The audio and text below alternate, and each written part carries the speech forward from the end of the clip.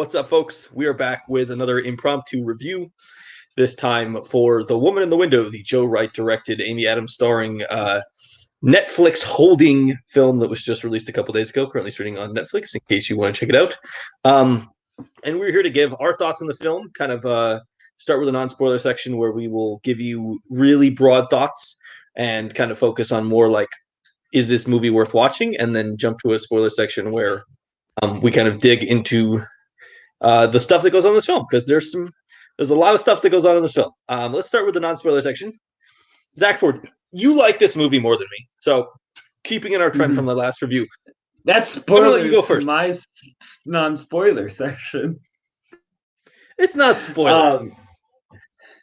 Go ahead. I first want to express I'm in a casual mood today. I'm sitting on the couch. I'm wearing a t-shirt because I'm just here to vibe with some movies. That's just trying to vibe and be its truest self, and this is my truest self. Because this movie, I feel like owns what it is. I think it's extremely campy in a purposeful way, and to the highest artful quality that you can make something campy. Like there's a lot of effort and aesthetic choices to create this as an over-the-top experience. And I think everyone is so aware of the movie they're in and the job that they are supposed to do. That's hard for me to hate. I am just gelling with these extreme over-the-top performances and with some of these directorial choices of having like the sounds of blood and knives being so exaggerated. It all is just like a joy to me. I find it so engaging to watch and like fun throughout the whole thing that it's hard for me to judge and hate it, because I do find that this was the choice they made. And I think it's like, do you appreciate these choices? Can you like have fun with these choices? Or are you going to be frustrated by the lack of artfulness that you can become used to with Joe Wright movies? Instead of embracing what he's kind of going for. And I know there's a lot of takes on how this is just kind of rip off, but once again, I think the movie is very aware of its ripping off. I compared it to you off camera yesterday. It's not just doing Hitchcock, it's doing Brian De Palma doing Hitchcock. So it's like a third-rate rip off. But once again, I think just because I think they embrace it rather than trying to hide it as anything more, I'm able to kind of go with it and just have fun with the show. Yeah, I mean, I'm sort of the opposite on almost all of that. I don't find this enjoyable. I think the rip-off aspect, the copying aspect, really stands out as you're watching a movie that is a less interesting, more boring version of something you've already seen that you'd rather just be watching. And then I think it makes a couple big twists and times and some really giant tonal shifts that I think really mess with it. I will say, I did not like this movie. I rated it relatively low. I think it's still worth watching only because this is the type of movie that we get like 5 of them a year where they're so weird and bizarre that it is like important to have a take on this. This is like, I think it's just interesting to have a take on, because you're going to have a take on this. There are a lot of movies you'll watch and you'll come out and be like, that was bad, but you'll have no take. You're just like, that was bad. That wasn't well done. This is, it makes a lot of choices. They don't land for me. They clearly do for Zach. But I think just on the basis of the fact that there are so many choices made, it's worth watching because you don't know if they're going to hit for you or not. That would be my take. I said this in my Letterboxd review, but I just like the hustle. I like the hustle everybody's putting in this. Everybody's doing their best, and I think I'm able to have the fun that they seem to be having while making it. So I enjoyed that train of thought. Jump to the spoilers, baby. Yep. Let's do spoilers. Everybody who has not watched this yet, who does not want to be spoiled, who wants to go watch it on their own without knowing more details of this, hop off now. And we're going to jump to a spoiler section. Quickly, let me run down the plot of this film. So Amy Adams is an agoraphobic. So agoraphobics are people who fear going outdoors, fear going around people and crowds. So like basically she is a complete shut-in her house. She is supposedly at the beginning of the film talking to her family. She is separated from her family. We will later be revealed in the film that her family is dead, the result of a car accident, which was the result of her I guess you could say negligence or accident. What I don't know if you have, I don't know if it was intentional, but she was the one at fault in the scenario. Um, she has a tenant downstairs played by Wyatt Russell. A family moves in across the street. Um, Gary Oldman's dad. There's a younger son played by an actor I don't recognize from other films. Anthony Mackie plays Amy Adams' husband. Basically, throughout the film, Amy Adams is struggling to leave the house, building a relationship, a friendship with the son of the family moved across the street, and also really struggling to, leave, and also like kind of snooping on everybody else. She becomes really suspicious of the neighbors. She sees a murder committed, or does she? Because part of the film really plays in the fact that Amy Adams is not only somebody with mental health issues, but with a serious drinking problem, and also she's on a bunch of medication, which does not make you the most reliable narrator. So she basically accuses them of murder, and thinking that the person murdered was the wife of Gary Oldman's character, it's later revealed that that's not the wife. Jennifer Jason Leigh plays the wife, and she keeps spiraling. She has interactions with a detective played by Brian Tyree Henry.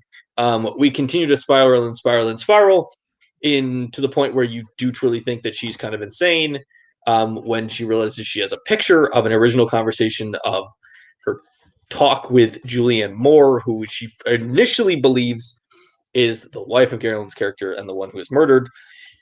And there's a weird turn at the end of the film where the son turns out to be a killer and attacks Like a her. real serial killer. Like he has Real, all these goals to like keep going. yeah, it's a real like Michael Myers Leatherface turn. Like there's some extreme messed up stuff, and he attacks her, kills Wyatt Russell, and then the film ends with her sort of being released from this mental prison that she's been stuck in because of her agoraphobia and able to leave the house. It's a cathartic experience. Maybe she realized that because she also had near death horrors inside the house that she did outside the house and just fuck it off. Might as well leave.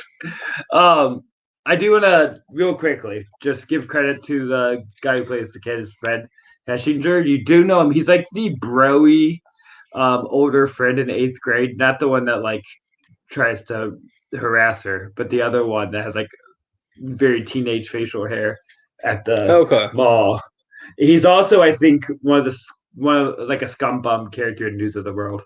He's in 3 movies I've seen. I just don't remember him from any Yeah, of I those think they're movies. really small roles for the most part. Yes. Let's talk about, okay, so we can go back and forth. I'm going to throw out a critique I have of this film, a thing that really doesn't work for me, and then you can talk about like what's your take on this. Is this a problem for you, or is this nothing weird? I think the twist where it's revealed that the son is the killer is just kind of bizarre and a really massive tonal shift in a way that does not work for me. I find it really. What do you mean a massive tonal shift? This whole movie is fucking Racco. Like it Yeah, was but all it's a. set for it to be the most extreme thing it could be. Oh, I don't think so. I think the movie is set up as a kind of psychological thriller, and that turns it into like a full on like slasher horror film. I think the tonally it just doesn't work in the moment, and that's one of the moments where it really does feel like it's important to note this movie is the product of pretty intense reshoots and re-editings. It was originally a Tracy Leck script directed by Joe Wright. Tony Gilroy came in and did, from what I understand, some very heavy rewrites and for some very heavy reshoots. And there are moments in this film where you can really tell that they chopped this up a lot. It doesn't necessarily feel completely coherent throughout. And the product of a very successful but controversial book from a controversial author for his like own weird behaviors, but also the book is very knowingly a ripoff of 5,000 different kinds of things, some things that the author acknowledged, and then there's like a Yeah. movie copycat, like a Sigourney Weaver movie that like is almost directly the same synopsis that he never gave credit to as something he's taken for. So I mean, all the quote unquote you can call it homages or ripoffs are very blatant from the origins of this movie. Like they knew Yes. what they were getting into. And to Yes. be clear, the first 40 minutes of this movie is almost completely a blatant ripoff of Rear Window, but Well, it's a much setup, but can much you less rip interesting. off Rear Window anymore? That's like saying you rip off Groundhog Day. you're taking the setup of watching, things happen from your window. It's just like repeating the same day. It became almost a subgenre in the way. Sure, but if you're going to That's do what that, yeah. you need to do something interesting with it. And that first 40 minutes is mind-numbingly boring. It's just not interesting at all. I think the Um, interesting thing they do with it is that it's possible that everything she's seen and has observing and witnesses is all a lie due to um, hallucinating, which turns out to be not fully true. Very partially, parts of the aspect she is hallucinating, but that's when it starts to have a little bit of a play with it. Not a play that's like interesting thematically, but a play with it that I think is like engaging on screen and gives it enough of like a reason to exist outside of Rear Window. A little bit of a twist on that play. Is that you? She's an untrusting narrator. yeah, she's an untrustworthy narrator, um, which I think they overplay the untrustworthy narrator a little bit, though. I think one of the frustrating things with it is it's too grounded to feel trippy, like she potentially is completely hallucinating all this. You And then cannot call this movie grounded. no, but there's like blood squirting in the middle of the screen no, in but the like the middle of the begin scene. in function, it's a grounded movie of her just watching stuff, and then it when they go to the whole like inconsistent narrator thing, and there's this scene where she's asked about all these situations, and it's revealed like her entire life is basically not true, that she's hallucinated all this stuff. Her family's dead. She didn't see this. She didn't see that. She didn't see this. It just doesn't feel like it comes together for me. It just feels like they're trying to do so much that like they're asking too much of their audience to stay engaged in the story. It feels like that they needed to give us something more. And I I think mean, that's what kept me engaged because they're just kept adding like a layer to what you can trust, what you can believe, what have you seen that exists. Once you, it's like reading the like trashiest book possible and like hating yourself for how much you're like engaged and loving it. And I can see that movie like hating yourself with how much you're engaged in what's happening within this movie because it keeps twisting that you got to like turn the next page, go to the next scene to see what happened. I think it helps because it doesn't like have to make sense because it's not the purpose. They're all like plot contrivances to make like this trashy, crime story. This is like a heightened Lifetime movie in a way. I mean, so maybe part of it is I think Amy Adams is kind of terrible in this movie. Like I think she's pretty bad. I can see that, And I think it but also I disagree. I think it also really continues a trend of Amy Adams is on like a really terrible run in film. If you go like there's a legitimate argument to make that she has not been good in a movie since 2016 when she did Arrival. Like since then she's done Justice League, both versions, Vice, Hillbilly Elegy, and this. Like her career is just I mean, kind of she was Oscar shockingly nominated for spiraled. Vice, so that's bad to us, but not bad to a lot of the Hollywood sphere. Okay, but but take a step back for a second. Even if you like Vice, is Amy Adams particularly good in that movie? She got Oscar nominated. Some people I think she's know good. she got honored. So I'm just saying, people think she is good. She's irrelevant in that film. She's like a nothing character. I don't know. I thought there's an interesting. She should be nominated for this. No, no way in hell. Here's the thing. The difference is she's like doing something. Get ready for her to get a Razzie. Get ready for a Razzie nomination for this film. I'm gonna be real upset about that. Angelina Jolie does nothing in the movie. She makes no choices. She's not going for any effort. So to compare those performances, there is comparing apples to oranges. No. I'm not comparing the performances. I think it's interesting to look at the actresses and the crossroads they are in their career when they hit these two movies. That is, I think, interesting because Jolie has been sort of not acting out of like genre or animated stuff for years and then comes back to this. And then Adams is kind of on a pretty rough run film-wise. I think not just her performances, I think all the performances as well as the direction is what really all gels together that makes this work. Because I said earlier, I think she knows what she's doing. She plays it up so high because everything in this movie is high. If you don't play it to the highest quality, then it starts to seem rip off without purpose. Then it just seems like we've been here before. We're going to lines. When you act like this is the most extreme thing that's ever happened, it forces us to like go with it and be engaged. And also like prevents the audience from taking you too seriously in a way that's harmful. But you can get rid of, because Well, this had like Oscar buzz around it, and if you go in with this think it's an Oscar movie, you're going to hate it because it's just not that kind of movie. It's not really what it's going for. So when she's out there really having a meltdown on screen to the most extreme possible way, it lets you know right away that's this movie is not an Oscar type of movie. It's not taking itself seriously as a drama. So you can change your perspective as a viewer into what kind of movie you're watching.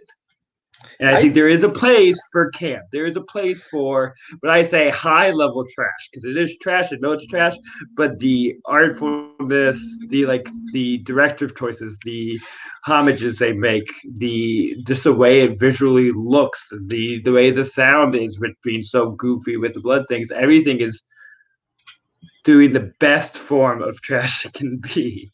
It's almost like when people call like Michael Bay, what's the like fake subgenre? Um, I'm forgetting the name. It's like the action trash kind of that he's like the like something porn. Like he's the king of this because it's like that he knows what kind of movies in. He's just there to do explosions of big things. If you get excited about that, great. This is a version of that, but more in the like sexual thrillers of the 80s and 90s. And if you're into just watching this like high camp and watching actors just like have a ball and throw their full selves out there, then you can be engaged with it, just like people can be engaged with the biggest dumbest of action movies. Okay, so I'm just gonna push back on all of that because I think I disagree with almost every single statement you just made. I don't think Amy Adams knows what movie she's in. I think they legitimately made this movie.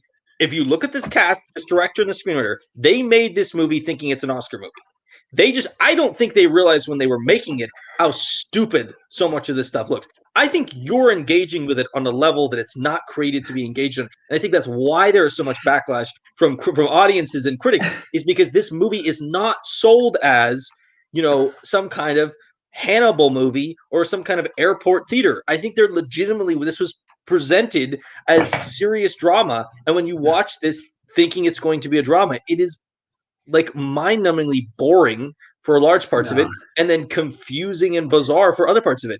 There's so much parts of this movie they're just like, why does this even exist? Like the even the instigating act, like the entire event that happens is like utterly too complicated and weird, and like there's just better versions of this movie that exist. It's just I don't think I think you're giving it a lot of credit that it doesn't deserve, that it's I not. think you're pretty given signs of what it is right away. Like I 20 don't minutes in, I keep referring to this like blood splotch, but if you're making an Oscar movie, you don't have this random blood appear in this like dream sequence, like covering the screen. It is like a B movie, like a grindhouse trope of how the movie is like interacting with our reality in a way, how it's like coming to us almost like a 3D screen, and there's like sound effects that like the most exaggerated of like blood squishing. Like anyone trying to tone it down to be a serious drama would not do that. They know they're making this because that's a gimmick, because it's a thrill. You no, don't make those choices if you're making a serious drama. This is I not think it. what you're I Because think they what you're have a place. All the choices they make have you movies that have done similar things.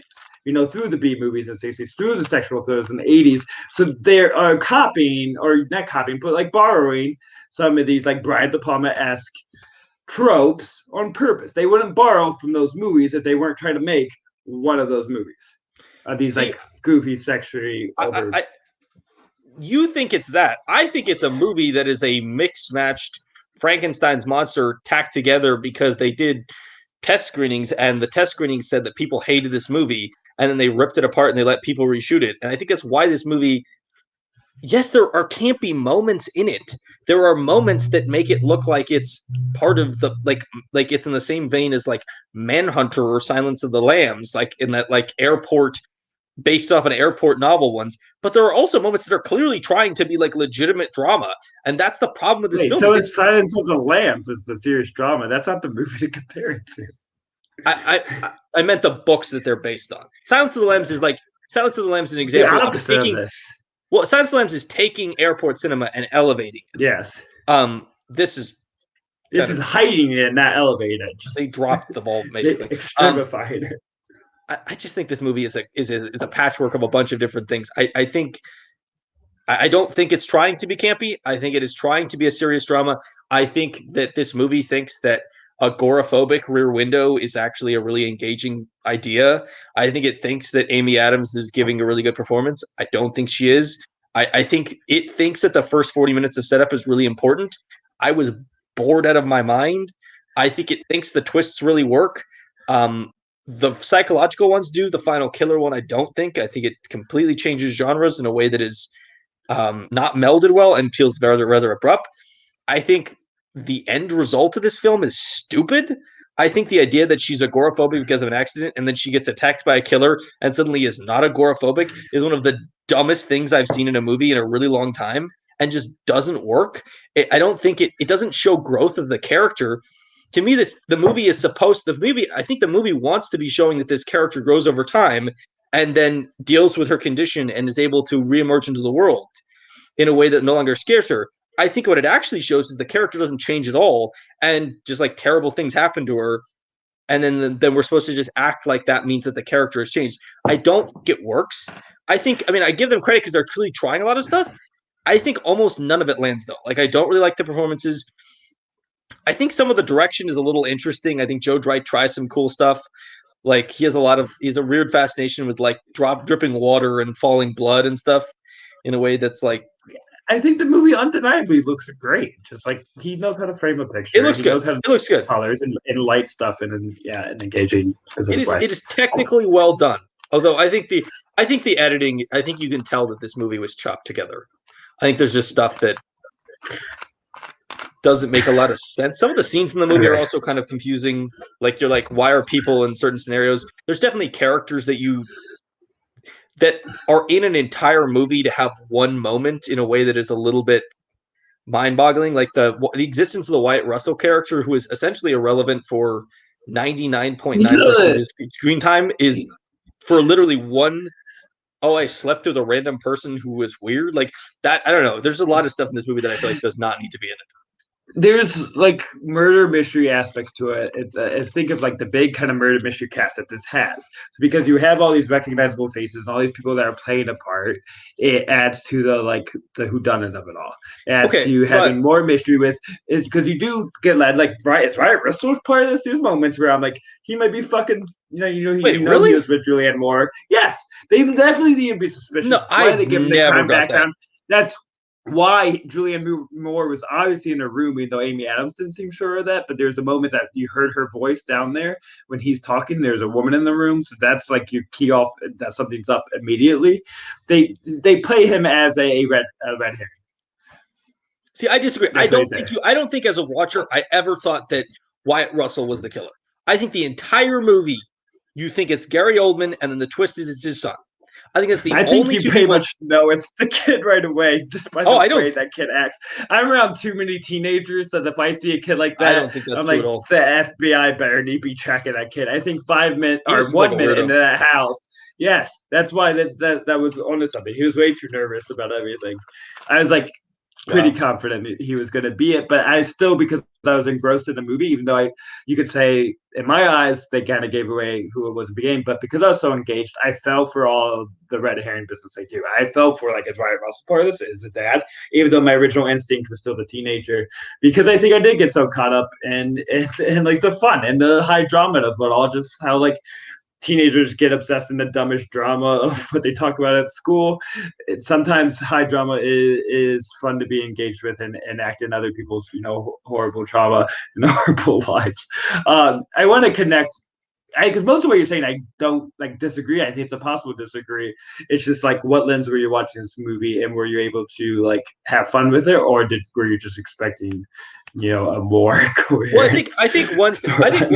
I think one thing that's becoming really clear is that you were kind of just in with this movie from the beginning. From So the start, a yeah. lot of the stuff you just kind of went with that I am at the same time being like, that's stupid. That doesn't make sense. That's confusing. This is boring. Like I clearly was just not as engaged in this movie as you were. And This is fascinating. I actually want to ask you a direct question, which is why were you so engaged from the beginning? Because I don't think the beginning is yeah. particularly interesting. So I'm actually interested to see why within like 10 minutes of the movie starting, we were so far apart in terms of our engagement and kind of interest in the film. one thing I can't fully explain, which is I just like feel that there has to be something about Joe Wright's style that immediately engages me because I like have became more or less his like biggest defender. I am a fan of Pan. I do like Pan more than this movie. But the same thing with Pan, just the visual style right away. I was like so struck, like this is the world I'm in. It's a different view. And I think so just the visual style from the start, I'm like, oh, this is the world I am in. I think the visual style is a little campy. So I feel like I set up right away. When the kid comes in and that key is just like to me pure cuckoo and so off. Everybody you see just has the right bit of offness to be engaged. So that character right away had me like ready for the mystery. It had me like some shit's gonna go down between it. And just like her on something, trying to figure out what's her fucking deal because she's so nervous and so cracked up, and they don't reveal all the information right away about her backstory in a way of I'm engaged with what's happening with her. Because I think maybe like not I didn't really read any reviews, but just knowing that kind of buzz going in, it helped set up my mind a little bit with like maybe this is just a campy thrill, and so I was maybe giving it the benefit of doubt from the start, which helps. I do think you Um, are. I think you are a person who more than me is engaged purely by visual style alone. Like I think there are yeah, movies that you and me will differ. Like a lot of the movies where you and me are really rapidly different on. A lot of it's just like you really like the visual style and engaged with just the pure visuals, regardless of like the mechanics of the story or the characterization or the actual plot. Just like the pure visual style, a lot of times will, um, you know, we saw this with especially I when think the sometimes when it's doing crazy shit. Sometimes when I feel like something's going for things, it creates a lens for me to view it in a way that's engaging, even if like the story's not doing well. But I can appreciate the like extremity of the craft. yeah. I mean, I also think I don't know. Agoraphobia feels like a weird choice for this film. I don't think I don't know. Agoraphobia is interesting to me because as a condition, I think it's less interesting or nuanced, and also it's not always a condition of trauma. So, in some respects, Yeah, I think I don't think using this it. movie's trying to take the psychology of it seriously. No. That's not even my point. That's not even my point. I think that using agoraphobia, which is quite often not a condition that's related to trauma, it's often just like a condition that people have. I think it's a less interesting choice than another one because when you say somebody's agoraphobic, my first instinct is not trying to figure out why somebody's agoraphobic. I sort of just accept they're agoraphobic, which I think removes a lot of the mystery of the Amy Adams character versus if she had PTSD or something where there's typically an incident act that causes that mental condition, that anxiety, that mental health problem to occur. I just think in some ways it really takes the edge off what you could be focused on. Yeah, I want to quickly talk about a couple of the other performances. Me also, this is also me trying to say I know they know what movie they're making because I think you can give this casting credit for like they do think they're going for Oscars, but I think that's a misread Yes. of these actors in general because these are like the two biggest over players that people enjoy watching overact. You can, which is Gary Oldman and Julianne Moore. They're both such over the top actors, and that's why they've made such a career for themselves, especially Gary Oldman. Julianne Moore, to me, this is the perfect casting for because I'm not a fan of Julianne Moore because I feel like she always, no matter what her role is, I think there's something up with her. I think there's a screw loose and like a mental breakdown that's about to happen any second she's on screen, even though that's not supposed to be the character she's playing. I just think she's just so slightly off kilter that I think she's gonna like start tearing up and crying and screaming any second. And this character, that's part of it, and it's part of like her trying to act to mislead us and mislead Amy Adams to her being the mother, the real. But it turns out she was acting weird because she's supposed to be cuckoo. She's an insane, family stalker in a way, and Former meth another addict. former meth addict, untrustworthy narrator. That's putting off my whole thing of Julianne Moore. It's like, why are they trying to sell me she's a normal person when she's gonna start bawling? And that's this character. So it was great. And Gary Oldman gets to shout, and that's what Gary Oldman does. Yeah, no, it's actually like Oldman in this. I think he fits his role well. He It's looks important to old. remember. He's looking real grandpa-ish these days. Yeah, this movie was shot in 2018. Did you know that?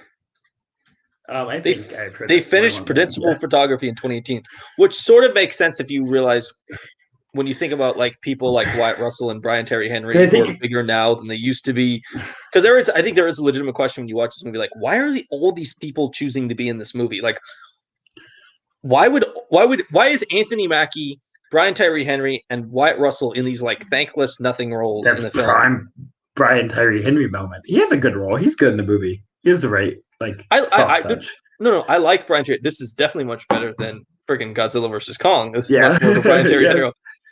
But I mean, he's also like that's a forgettable role. He's the detective that's like who's not a dick is basically his role. I mean, that's not a particularly nuanced or particularly like complicated or important I think role that you need in the it movie. works because of him though. Like it's not uncomplicated, but he has some weird like layer of empathy, especially at the end of the final scene, to make his like raw moments worth it. I think that's a good sign of an actor doing more with what the role offers. I think he does do more with it, which he Yeah, doesn't in Godzilla. yeah. It is a weird cast. It is very loaded, It's a and huge cast. That's why it's like a murder mystery. They cast huge names, just like they would for Knives Out, and but here's the not problem. huge names, but like names you know and recognize. Here's the problem. There are 7 named people in this movie. Like Knives Out. Except in Knives Out, everyone gets something to do. And this movie, almost nobody gets anything to do. I think Like, the only one that has nothing to do is Jennifer Jason Leigh. She's just there to be. I don't think Wyatt Russell actual gets much to do. I don't really think Brian Terry I Henry gets much to do. disagree. Oldman gets like 2 small scenes. It's almost all Adams. Mackie basically has nothing to do in this film. This is certainly not. Mackie was the weird one. That could have been anybody in his role, except his voice was like oddly comforting. It's a good voice. It's a good voice. But it is. I think that's the difference between this and like the classic murder mysteries. Is this does not take advantage of its cast at all. Like they could use this cast so much more, and they don't. There's a lot of just like Amy Adams walking around the house getting scared, looking down hallways, which is. I think the big cast is part of what makes me have fun with it. I'm just like, I know these faces. If they're a face I didn't recognize, I'd probably be less like, attached and engaged. Even Jennifer Jason Leigh, like, no, the real mom is Jennifer Jason Leigh. Look at her like weird face that she has now. But why is it fun to watch 7 people like have nothing to do in a movie? I don't like. It's nice to have like just their presence add something. If they didn't have like their name or their presence, that character literally would be nothing. If there's a name, I wouldn't see. But because I can like get excited by them being there, it adds to it. Yeah, but the Jennifer Jason Leigh's character is nothing. If you could put Meryl Streep in that role, it would still be nothing. She gets some great looks though. Jennifer Jason Leigh's getting some steely eyes. That's going to be a trivia question that in a year you won't remember the answer to because that's a completely forgettable role. Well, that's because I can't remember any trivia question answer anymore at all. I don't think I can properly tell you the name of this movie if you're asking me right now. Let's do it. Zach Ford, what is the name? Actually, here's the one I can't do. I can't do the Angela Lee movie. It's like shit. This is Woman in the Window. It's actually the Woman. Those who want us dead. No, the shit. That's my fucking notes one. Those who wish us dead. Wish me dead. Yeah. Wish we dead. W-E dead. I'm pretty sure. No, those who wish we dead is not English. Me. Oh, me dead. Not those who wish us dead. No, me dead. That's a shitty title. I get credit for that. It's a vague ass poor title. I like how you just now decided that because you can't remember it, you're going to criticize it. Hey, you know what this is called? The Woman in the Window. True. I will say before we like sign out, just to give one thing because I like sound like I told you I was cooking when I was watching this, which may have added to it. But I still feel like if you talk about now, this movie, you'll like it less. I'm just telling you. But like right now, I'm like getting the urge to watch it again. And I would not do that. You're gonna like it less. And of all the movies that came out that I've watched, all the big ones, like the HBO ones and the Netflix ones, this is the one I wish most I would have saw on the big screen. Wait, really? Yeah. I think it would have been tons of fun. Alone on a fucking Thursday afternoon. The big popcorn. That's how I like watch my movies. I want to see the sad life you exist where you're getting a giant cup of popcorn in the Woman in the Window on a Thursday afternoon. No one else is allowed to be in. You and a couple 75-year-olds being there watching this movie. and I'm having a great old time. Because I think once again, because of I think it's like an extreme movie. It's super cinematic, and it's why. I mean, that's one take It, on it. Another take on yeah. it is it's very boring and inconsistent, It's which not, is you cannot call this movie boring. I don't think okay. you're watching this My movie. apologies. The first 40 minutes, it's very boring for the first 40 minutes. I disagree. I think a lot of the setup is very, very, very boring. It's very much it's agoraphobic Rearwood, which is I and think this amen movie to the gets prayer. revisited 10 years, and people are going to be on my side. There's going to be like a cult following. It's going to be a I cult. don't think People are that's going to true. root for this movie. Yeah, I think it's going to have its fans. I think this is going to be another one where you're just sitting on an island by yourself, waiting This for is the my fan club. pan. My This is your pan. BFG. This is your Wendy. This is like one of all these. I'm just saying, if you go to Letterbox right now, Wendy, not enough people have seen for that to be in there. That's just got underwatched. if you okay, I'm gonna go right now. I'm going to Letterbox right now. I'm looking at recent reviews. Everyone just rated on the review 1.5, 2.5, 2.5, 2.5, 1, 3.5, 2. Somebody gave 5 stars. Good movie. Y'all complain too much. Zach may need to go be friends with this person. 2.5, a random 4-star one. Somebody who literally doesn't give us an answer. Yeah, these all 3, sound like a 2, bunch of 3, sheep that looked at 2, the 2.5, two letterbox and a thing half, and like, one and a I half, gotta 1.5, fit 1.5, in. 3.5. Yeah, Bunch two of and a half, two, bunch of two, two, two, two, goddamn one, sheep. 2.5. Yeah, sure. We're all sheep. Zach, I like how Zach, when Zach likes a movie that people don't like, he becomes a full-on member of like the MAGA cult, calling people fake news and sheep. Okay, wait. Speaking of, let's bring back our bet. We're not going to do who stormed the Capitol, but we keep forgetting. Who We're is the best egg? Brian Tyree Henry, not close. There's a cat. It's a cat. The cat's All cats are no. best eggs. That's one of That those. cat's That's one of super ugly. those That show cat cats. it also is real chill. Cat Brian real Tyree chill. Henry. Cat's a Brian great Tyree egg. Henry. Brian Tyree Henry is calm and collected, and he has 4 kids and doesn't sleep. That man basically has the patience of a saint. He's basically You know who? Jesus in human form. You, you know who's actually the worst hang? Is his detective partner. Yeah, She's like she's a an bunch. asshole. My God, She's an how is asshole. that person not fired? How is that person not fired for being like insensitive to mental health patients or something? Jesus, she's terrible. Um, yeah. So that was The Woman in the Window, a movie that me and Zach both disagree. We disagree on. Although Ari, I think if you add our ratings together, this is the highest rated movie you and me have both have done because it's a Yeah, combined 5.5 out of 10, and I think that's legitimately of all the reviews we've done as it's the the first highest. one I liked. I liked those who wish. You're Those talking who about wish me new did. reviews specifically for Yeah, everybody. yeah. Specifically, just the new reviews we've done. They Um, have the rough go. we've had a really, and with some of them we knew, like the Snyder Cut, or we weren't super hyped on Kind of that. calmed. But then like Godzilla Kong could have been a lot more fun than it was. Without Remorse was very disappointing. Those Who Wish Me Dead was Yeah, very disappointing. This was very disappointing for me. And probably even a yeah, little bit for Zach, because I think he probably would have hoped for a better version of a Joe Wright film. Um, yeah. yeah, You get, yeah. yeah. I mean, I get what you mean. Yeah, like I would have like loved for this to be like a Joe Wright masterpiece, which is not that. But I still had Right, fun with right. it. As much No, I as, know you yeah, liked it, but but you had fun with it, acknowledging it's not perfect. I think you would have preferred of like an actually like legitimately great movie. Um, so we're you, gonna have to keep uh, going. We're still looking for the elusive movie that both Lucas and Zach like. well, I need you to watch Mortal Kombat, and I'm then not watching Mortal Kombat. we'll see if that would have been the highest because I did like Mortal Kombat. I like this more than Mortal Kombat though. We would know. It would not have been. I do think there's legitimate possibility in the future that one of these movies coming up we will both like a lot. Late May into June, Yeah. but we will be back then someday to talk about those. Yeah, thank you for watching our review of The Woman in the Window, currently streaming on Netflix. We are not paid by them, but if that's where you'd like to watch it, it's the best place to do it. If you have a thought that is the same as ours, that is different to ours, drop it down in the comments so we can debate it. Give us a like, subscribe wherever you're listening, either at YouTube or any of the platforms.